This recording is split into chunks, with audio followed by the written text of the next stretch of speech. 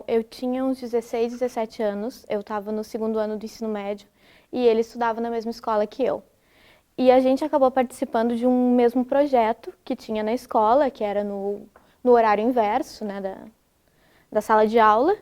E desde o início ele mostrou que ele tinha interesse em mim. Mas eu não tinha o mínimo interesse nele, porque eu não me sentia atraída por ele e eu sempre deixei isso bem claro. Só que depois, ao longo de 2 meses, ele me perseguiu. Ele me perseguiu de uma forma que eu, a Júlia de 16, 17 anos, acabei achando que eram declarações de amor.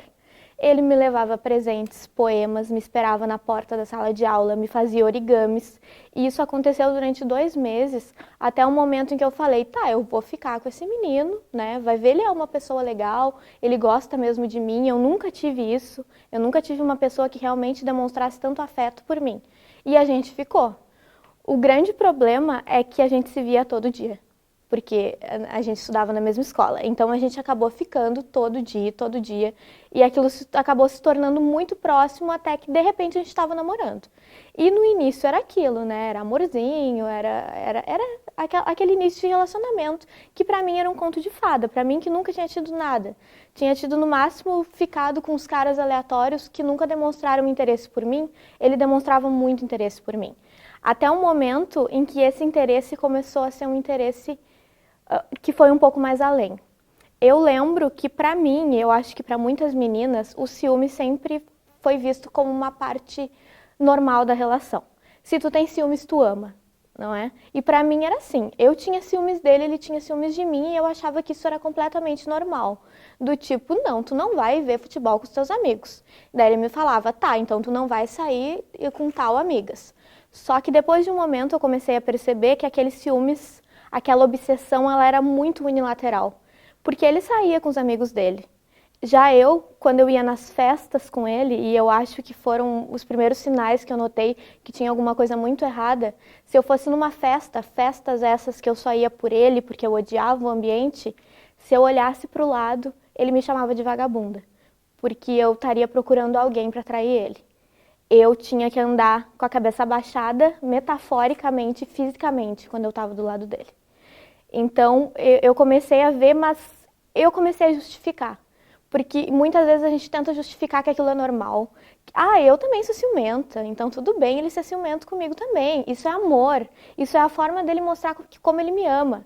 Então eu tentava justificar aquilo porque eu também fazia, não vendo quão díspara aquilo era. Então, por muito tempo eu tentava justificar, eu tentava mostrar para as minhas amigas mais próximas, que eu estava vivendo um relacionamento de conto de fadas. Ninguém soube que o meu relacionamento era abusivo até, sei lá, 2 anos depois dele ter terminado. Porque eu não tive coragem de contar para ninguém. Porque como eu, a Júlia que sempre foi vista como a Júlia forte, a Júlia que não baixava a cabeça para ninguém, a Júlia que não levava desaforo para casa, era submissa a um cara. Então eu tinha muita vergonha. E ao mesmo tempo, sim, eu me sentia muito culpada. Eu me sentia muito culpada porque eu tentava remediar. Teve momentos que tiveram agressões físicas.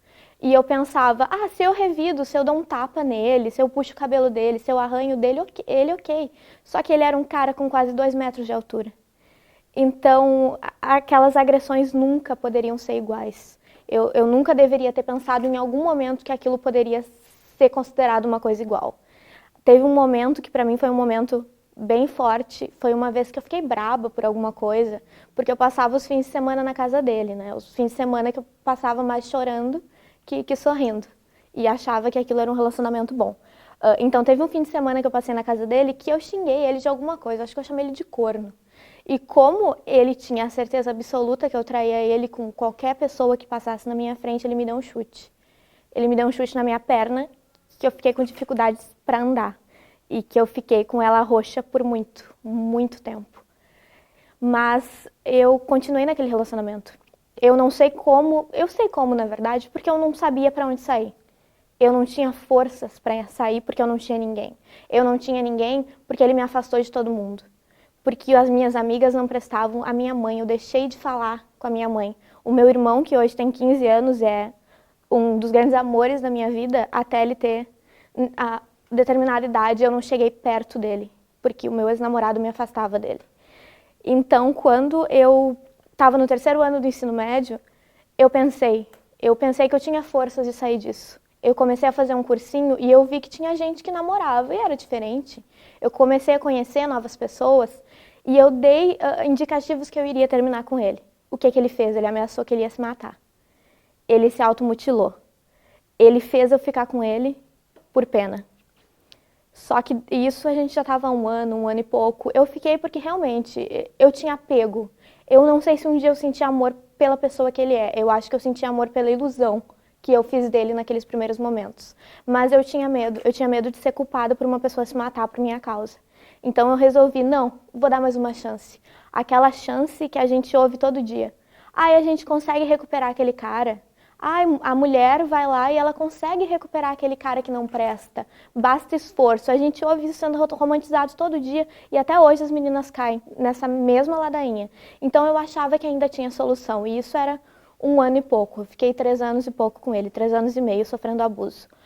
Então, me perdi agora. Tá, deixa eu pensar. Tá. Então eu fiquei durante esses 3 anos e meio com ele. E no final desses 3 anos e meio, não fui eu que acabou com ele. Eu não acabei com ele. Eu não tinha forças para acabar com ele. Ele me traiu. Ele me traiu com uma colega de escola dele, uma colega de faculdade dele, que no momento eu fiquei com muito ódio, óbvio, e era um ódio que vinha de um apego. Eu iria sentir falta porque ele era como se eu vivesse numa ilha, era eu e ele. O que eu faria se eu saísse daquela ilha? Se eu não tivesse as minhas 2 melhores amigas, minhas colegas de faculdade, que só eram minhas amigas porque eu via ela todos os dias e ele não tinha como me afastar delas, eu não sei o que teria acontecido, porque elas foram meu apoio. Elas de início foram meu apoio. Depois eu comecei a perceber que o que aconteceu comigo acontecia com muitas meninas. E quando isso acontecia com outras meninas, eu achava aquilo pavoroso. E daí eu pensava, mas isso aconteceu comigo também. E depois disso eu conheci o feminismo. Foi o feminismo que me tirou do fundo do poço e que fez eu militar e que fez com que eu colocasse como uma missão da minha vida eu não deixar que isso acontecesse com nenhuma menina mais.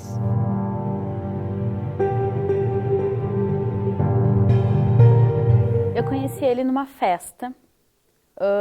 Eu estava num momento de muita fragilidade, porque o meu primeiro namoro, e só anos depois eu reconheci isso, foi extremamente abusivo em questões psicológicas. E eu ainda sofria efeitos disso. E então eu conheci ele nessas circunstâncias, e ele era 11 anos mais velho que eu. Na época eu tinha 16 anos. E tínhamos amigos em comum.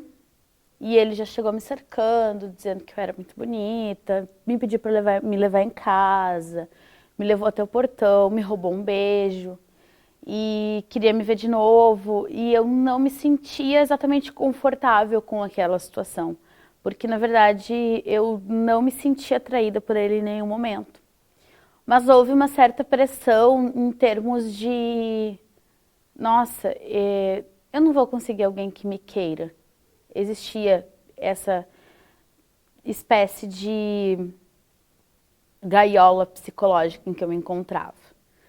Então, a partir desse momento, ele começou a me cercar. Então, ele ia no centro da minha escola, ele ia no portão da minha casa, ele me levava presentes, ele me dizia que eu era muito diferente das meninas da minha idade, que eu era muito mais madura, essas coisas que uma menina que não tem maturidade para entender não percebe que está sendo vítima de uma manipulação. E aí, no fim das contas, a gente começamos a namorar. E durante todo o namoro, no início ele era extremamente carinhoso. Só que com o passar do tempo ele começou a ter atitudes do tipo, eu não podia andar do lado de fora da calçada, só do lado de dentro, quando eu estava com ele. Eu não podia usar short, porque segundo ele, os homens podiam ficar olhando para mim e ele estava me protegendo. Eu não podia usar uma maquiagem muito forte, porque isso era coisa de vagabunda. Eu não podia... Aí ele começou a falar mal das minhas amigas.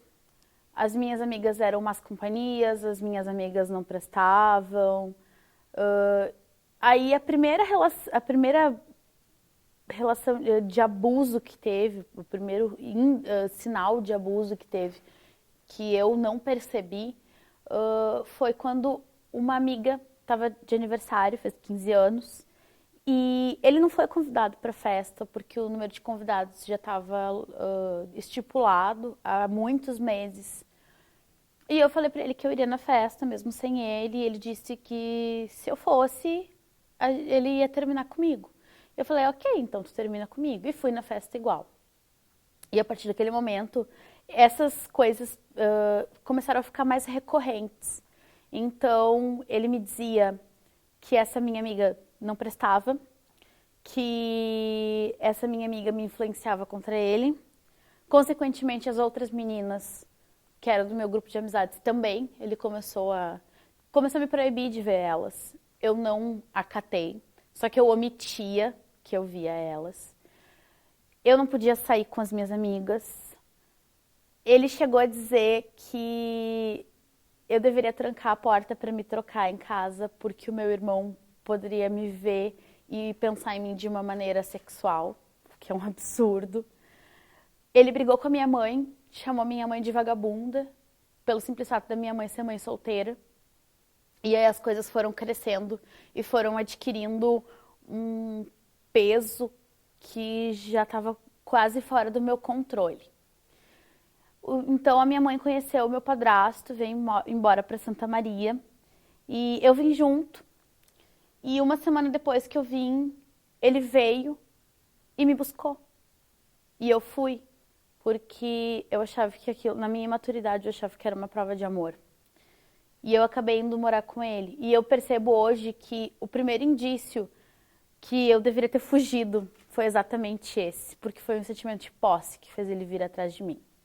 Ou foi uma obsessão. E eu voltei com ele, eu fui morar com ele, me arrependo amargamente até hoje.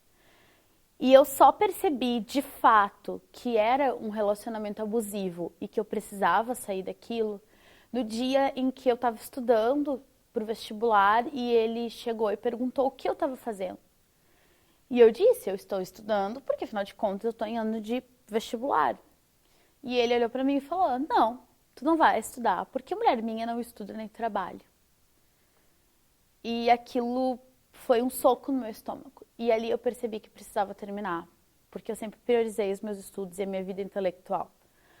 Aí eu terminei com ele, nós brigamos, ele me empurrou, me trancou dentro de casa.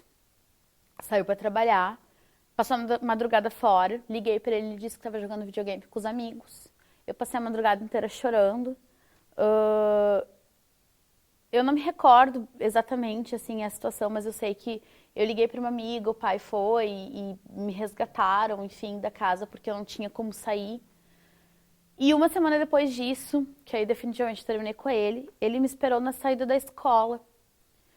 E os meus colegas disseram, Fernanda, a gente vai indo atrás e se ele tentar qualquer coisa, a gente se aproxima para não deixar. Eu falei, não, imagina, ele não vai tentar nada. Porque uma das características de quando tu é vítima de abuso é que tu não acredita que a pessoa com quem tu passou tanto tempo vai chegar às vias de fato. E aí, no determinado momento, ele implorando pra voltar, eu dizendo que não. No determinado momento, ele arranca meu óculos da cara e sai correndo. E eu tenho miopia severa, não enxergo nada sem óculos. Os meus óculos são os meus olhos. Então, eu saí correndo atrás dele, eu cansei, peguei meu óculos, já chorando. Falei, eu não quero mais olhar pra ti nunca mais. E virei. E no momento em que eu virei de costas, ele me pegou pelo braço, me jogou na parede, a minha cabeça deu aquele som de quando tu bate a cabeça no piso frio. E ele me segurou pelos dois braços e ele me sacudia e dizia, se tu não voltar pra mim, eu vou te matar, eu vou matar tua família, eu vou te perseguir até o fim. Com os olhos muito vermelhos. E eu comecei a ter uma crise de pânico. Desmaiei na rua, ele me deixou na rua, fugiu. Eu acordei dentro de uma ambulância indo pro hospital fazer exame de corpo de delito. E tudo isso me marcou de uma maneira tão traumática, porque mesmo com a Maria da Penha depois, mesmo com a medida protetiva, ele continuou me perseguindo. Ele só parou de me perseguir quando o meu padrasto teve que ser violento com ele, ameaçar ele, aí ele parou. E aí ele começou a perseguir as minhas amigas para saber notícias minhas. Por muito tempo eu não conseguia. Eu voltava para minha cidade e eu ficava em pânico. Eu tinha medo de encontrar com ele na rua. Eu tinha medo de encontrar com os amigos dele na rua, porque os amigos dele me ameaçaram, dizendo que eu estava sendo injusta, me chamaram de vagabunda, disseram que eu era uma aproveitadora, porque eu estava falando mal da índole dele. Alguns se arrependeram depois de um tempo, mas demorou muito tempo para que eu me desse conta de que eu não precisava ter vergonha de falar sobre isso, e eu não precisava ter vergonha de ter sofrido isso. A militância, o feminismo, ele me deu esse despertar. Foi dentro do movimento que eu fui acolhida, que as meninas me disseram: tu não é a responsável por isso.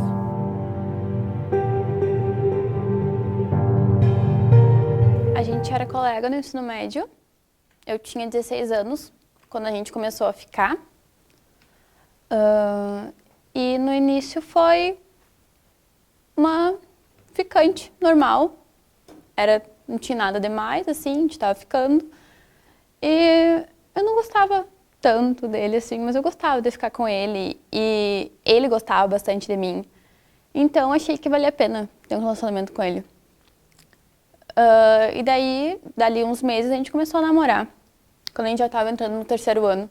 Então no início era um namoro comum, era carinhoso, amoroso, a gente se dava bem, a gente tinha gosto em comum. Só que gradualmente ele foi demonstrando muitos ciúmes e uma possessividade. Eu tinha 3 amigos e 2 amigas que a gente se deu bem o ensino médio inteiro, a gente era inseparável. Nós 6, a gente se dava muito bem, nós todos éramos melhores amigos. E daí, depois que eu comecei a namorar com ele, eu perdi contato com eles gradualmente.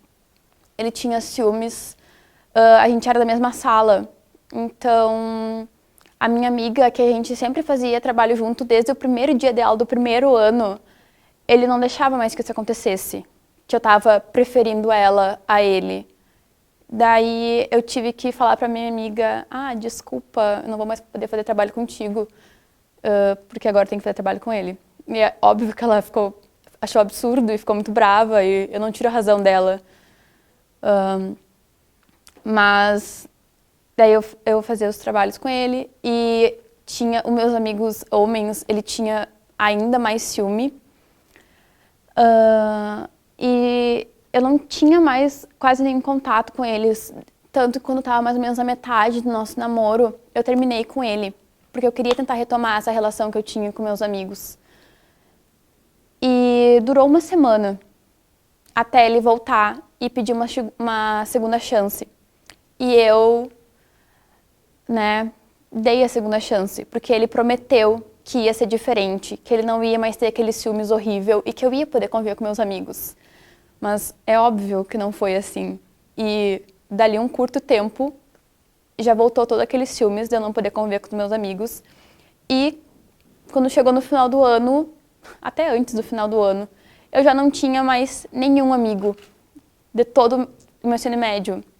Ele me censurava e tinha ciúmes das roupas que eu usava. Uma vez era inverno e a gente ia sair de tarde para fazer uma coisa nada a ver, a gente ia buscar meu cachorro no pet shop. E eu coloquei short e meia calça. E ele perguntou se eu tinha certeza se eu ia sair daquele jeito, porque aquilo era roupa de vagabunda. E eu falei que ia. E, enfim, ele ficou uma meia hora argumentando e me xingando que aquilo ali era horrível, que menina direita não saía com aquele tipo de roupa. Mas eu saí mesmo assim. E depois ainda, na época, minha sogra disse que o pai dele também era assim. E o que ela fazia? Ela evitava usar esse tipo de roupa perto dele, me dando uma dica. Sobre sexo, ele sempre me pressionava. Nunca era uma coisa confortável ou que eu tinha vontade. E eu sempre tentava arranjar uma desculpa, ia adiando, mas quando chegava um ponto que ele achava que já fazia muito tempo, ele ficava brabo, que já fazia muito tempo que a gente não transava. E daí eu tinha que fazer. E eu lembro que quando a gente começou a namorar, eu era virgem. E daí teve um dia que eu achei que eu estava pronta pra gente ter a nossa primeira vez. E estava quase acontecendo e chegou na hora e eu não quis mais. E ele ficou muito bravo. Ele não me forçou mais nada, mas ele ficou muito bravo comigo. E eu acho que qualquer pessoa com bom senso tem que falar pra sua parceira ou parceiro que a primeira vez dessa pessoa, ela tem que estar segura. Mas ele não fez isso, ele só fez eu me sentir ainda mais mal. Eu percebi que era abusivo quando eu comecei a ler e participar de grupos feministas. E eu comecei a ver relatos ou as características desse tipo de relacionamento e percebi, isso acontecia comigo, isso acontecia comigo. E foi assim que eu percebi. Foi realmente assim, eu me liguei que não dava mais. E eu fui lá e terminei.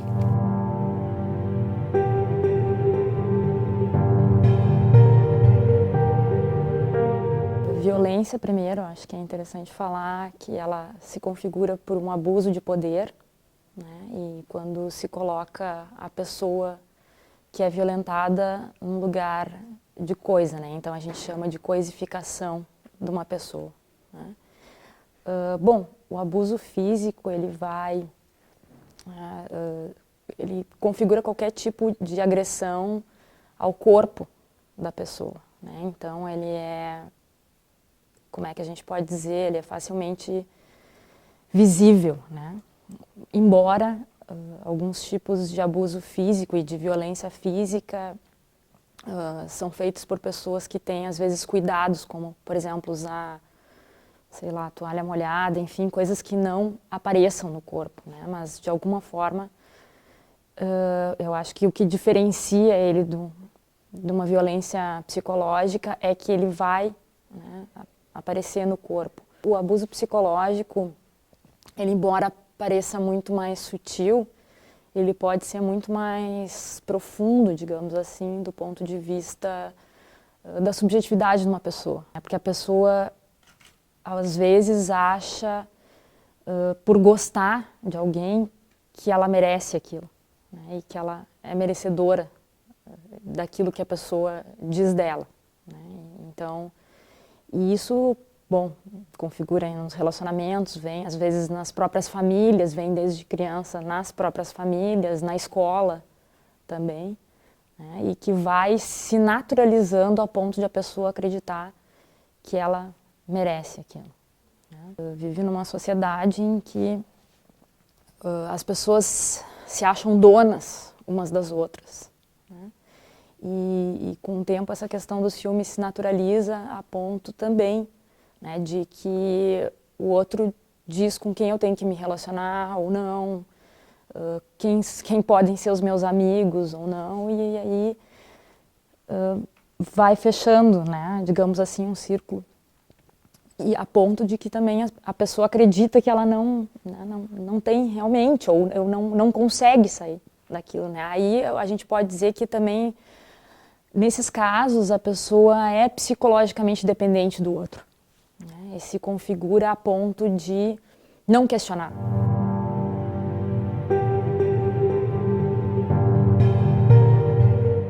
Conheci ele numa festa, era na casa de uns amigos e até então era um lugar que eu considerava seguro, porque as festas eram bastante privadas, eram somente para conhecidos mesmo.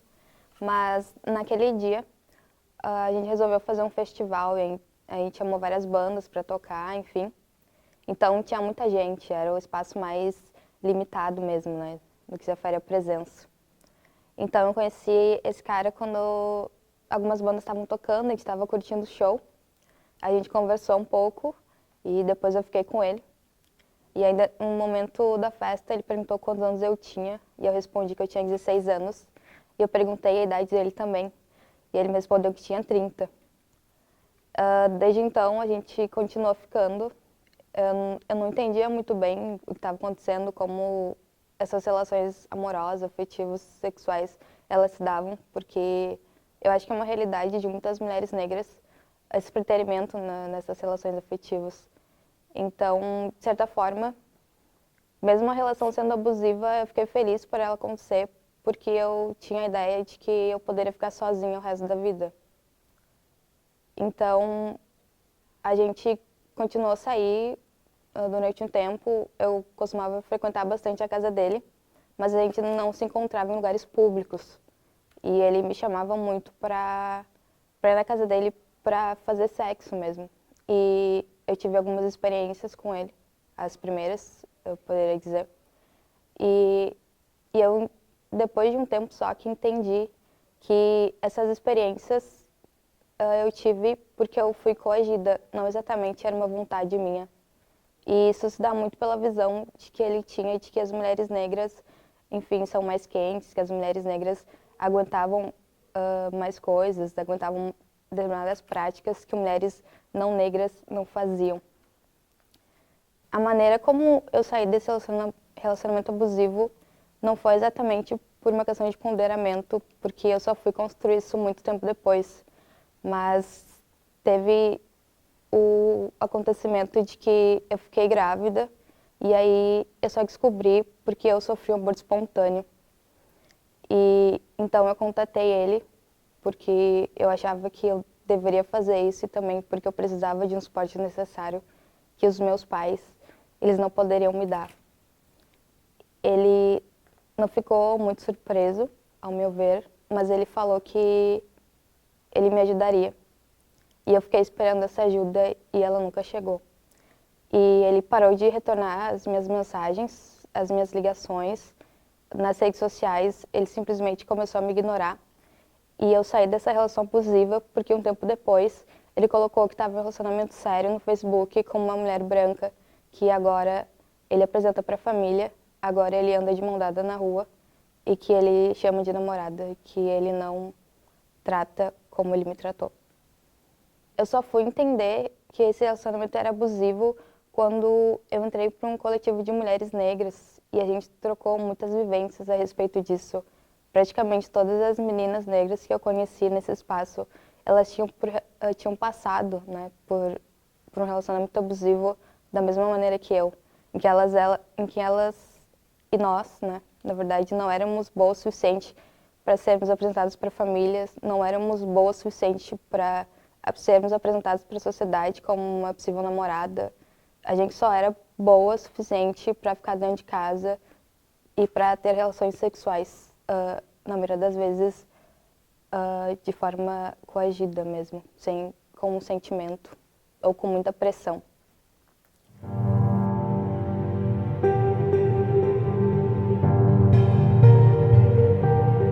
A violência ela começa sutil e ela vai indo sem a mulher perceber. Nesse sentido, então, quando a gente está num relacionamento, a gente projeta tudo no outro, assim, tudo que a gente tem em nós, a gente projeta no outro. E então, por isso que a gente acha que no começo é tudo lindo, tudo maravilhoso, porque a gente está se vendo, digamos assim. Só que ao longo da convivência a gente percebe que, bom, a pessoa não é aquela que eu pensei que fosse, porque sim, ela é outra pessoa. E tem gostos e manias e costumes diferentes do que eu tenho. Se essa convivência começa a ser ok, o relacionamento tende a ser uma coisa boa. Porque daí tu respeita esse limite da pessoa. Então tu sabe que a pessoa pode fazer tal coisa e pode não querer fazer tal coisa. Só que começa a se tornar complicado quando a outra pessoa não vê que a que ela está se relacionando tem essa individualidade, digamos, né? E acaba se tornando meio que um espelho. Então, nesse sentido, não perceber que essa outra pessoa é, né, como eu disse, outra pessoa é problemático. E isso acaba gerando em quem está nesse outro lado, uma falta de autonomia. Porque ninguém se submete a uma relação assim. Ninguém quer estar numa relação assim. Ninguém gosta de estar numa relação assim. Se está nessa relação porque muitas vezes a mulher necessita desse homem para alguma coisa. Por exemplo, dinheiro, é o pai do filho e não quer denunciar, não quer ser a mulher solteira, ou não quer que os pais saibam que esse homem bate nela, porque imagina o que podem fazer com ele. A gente não pode desconsiderar que a gente vive num país totalmente machista e totalmente racista. Nesse sentido, então, falar que, bom, eu tenho um gosto e esse gosto é X, esse gosto é culturalmente construído. Quando uma mulher negra, ela se relaciona com alguém, muitas vezes ela foi recusada, digamos. Então, ela se submete a relações extremamente abusivas, porque ela acha que nunca vai encontrar alguém que a queira. Porque o negro na sociedade, a gente sabe, é uma pessoa que foi tido como uma segunda categoria. Como um animal sem alma, traziam pessoas negras da África para trabalhar aqui em condições desumanas, e isso se perpetua na sociedade, ainda mais com a mulher negra, né? O corpo dela é altamente sexualizado, a carne negra também é altamente sexualizada. Dizem que mulheres negras são mais quentes na cama, e isso é algo racista, que muitos homens pensam isso, por isso que pegam a mulher negra, mas apenas para ter relações sexuais, não para apresentar para a família, não para mostrar para a sociedade. Porque ser negro é ser ruim para algumas pessoas. E nesse sentido, então, quando a mulher se vê sozinha, porque a maioria dos lares que tem mulheres negras são mulheres negras com filhos solteiras, sozinhas no caso, né? Então, quando a mulher negra está sozinha, ela pensa, eu acho que eu vou ser que nem minha mãe ou a minha avó. E nesse sentido, então, ela se submete a qualquer relação, seja uma relação boa para ela, que vai fazer ela crescer enquanto pessoa, enquanto profissional, ou uma relação totalmente abusiva. E esses abusos que chegam para a mulher negra chegam na forma de depressão, ansiedade, assim como para outras mulheres também. Mas nela chega como depressão, ansiedade, abuso de álcool e outras drogas. A autoestima é muito baixa, porque é comum falarem que negro não é bonito. A mulher pobre aceita qualquer coisa que a faça sair daquele meio, porque para muitas mulheres ter um bom relacionamento já é uma ascensão, digamos. Então, tu ser casada com alguém, tu se torna alguém depois que tem um homem do teu lado. Independente se esse homem é bom, se esse homem te valoriza, se esse homem é bom pai, tendo um homem do teu lado, tu já cresce socialmente. Por isso que as mulheres se submetem muitas vezes a esses abusos. E também eu reforço que ninguém gosta de apanhar. Ninguém gosta de estar numa relação que é psicologicamente violenta, é fisicamente violenta muitas vezes. A mulher só está nessa relação porque não tem uma saída menos traumática. Pelos filhos, por ela mesma, pela sociedade. Ela pode até procurar a delegacia da mulher, mas ela pode também retirar essa queixa, porque esse homem vai falar que vai mudar. E não vamos julgar, porque ela pode realmente amar esse homem e acreditar que ele vai mudar. Só que vai mudar uma semana, 2, 3, na quarta já vai voltar a ser o que era.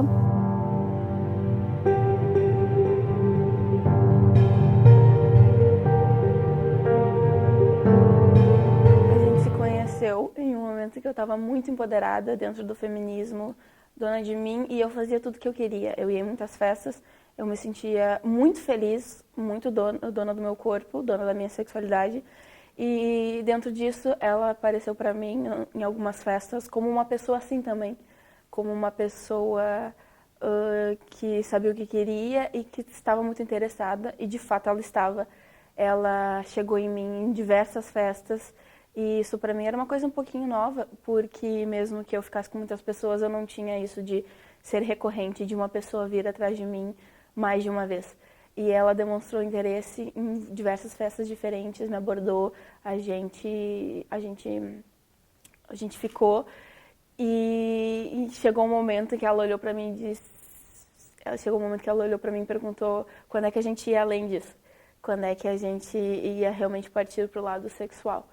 E eu achei uma coisa muito livre, porque a gente tinha isso no início, a gente tinha isso de a gente estar fazendo isso porque a gente quer e ninguém tem nada a ver com isso, e a gente faz o que a gente gosta do jeito que a gente gosta. O problema foi que tudo aconteceu muito rápido. No início ela foi muito querida, ela me dava muito carinho, me dava atenção, ela tinha uma mania que agora eu acho um pouco problemática, de me exibir, digamos assim, porque ela me achava muito bonita e ela me levava nas festas de braço dado com ela e mostrava para todo mundo, essa é minha namorada, olha que linda que ela é. porque ela tinha isso de usar as meninas como troféu, de usar o número de meninas que ela se relacionou como uma coisa a se sentir muito orgulho. Ela dizia, eu fiquei com a fulana, eu transei com aquela outra, eu pego todo mundo, olha que legal que eu sou. E aos poucos, dentro do relacionamento, foram aparecendo, bem aos poucos e bem sorrateiramente, abusos no sentido de um ciúme absurdo. Eu ia em festas, abraçava as minhas amigas e ela fazia caretas, ela me puxava. Eu tenho a mania de quando eu estou numa festa, sair para passear, para ver outros ambientes, para ver outras pessoas. E eu não podia fazer isso com ela, porque ela dizia que sentia que eu saía para ficar com outras pessoas. Ela dizia que queria que eu ficasse o tempo inteiro do lado dela, dançando somente com ela.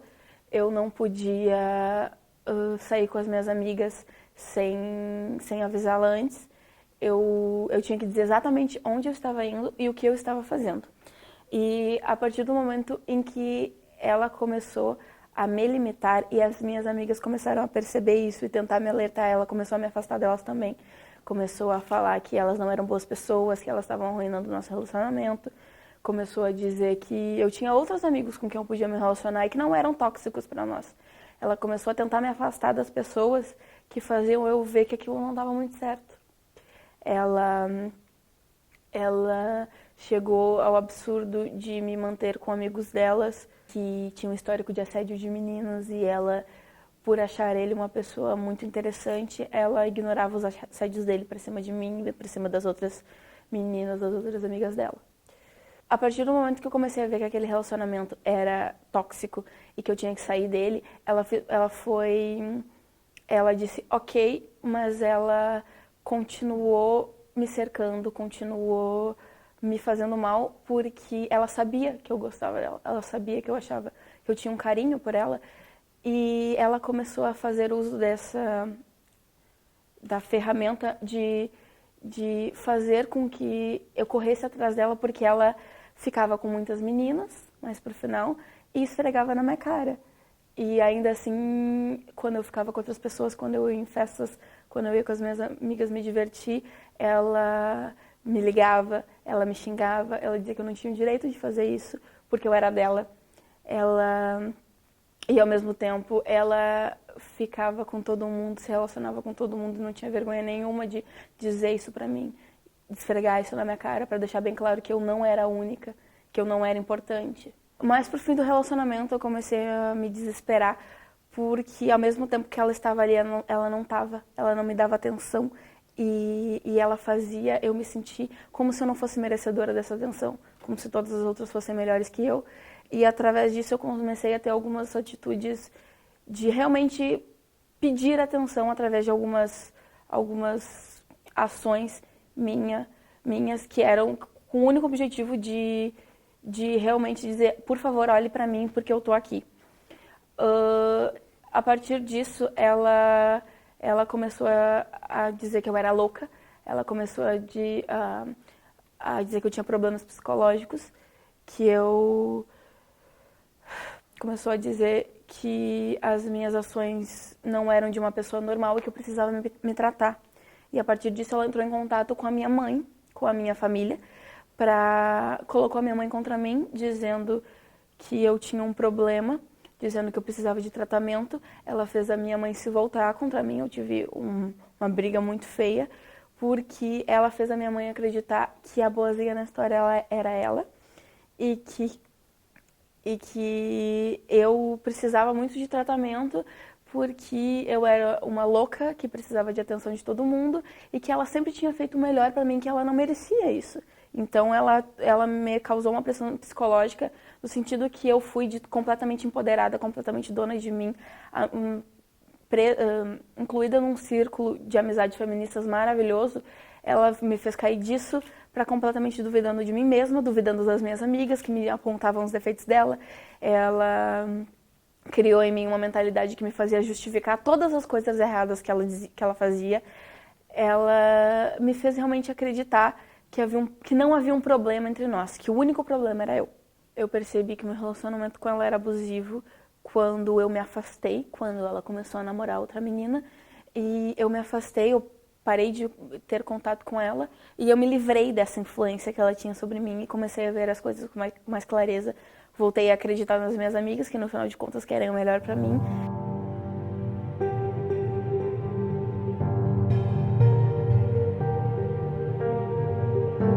Eu achei por muito tempo que a culpa fosse minha, mas agora eu sei que a culpa em nenhum momento foi minha, porque a culpa nunca é da vítima. A culpa foi dele, a culpa foi do abusador. Porque no final das contas a culpa não foi minha, a culpa foi inteiramente dele. Eu acho que tudo que aconteceu não foi culpa minha, definitivamente a culpa foi dele. A culpa não foi minha, a culpa nunca é da vítima, a culpa foi dele. A culpa não é minha, a culpa foi dela.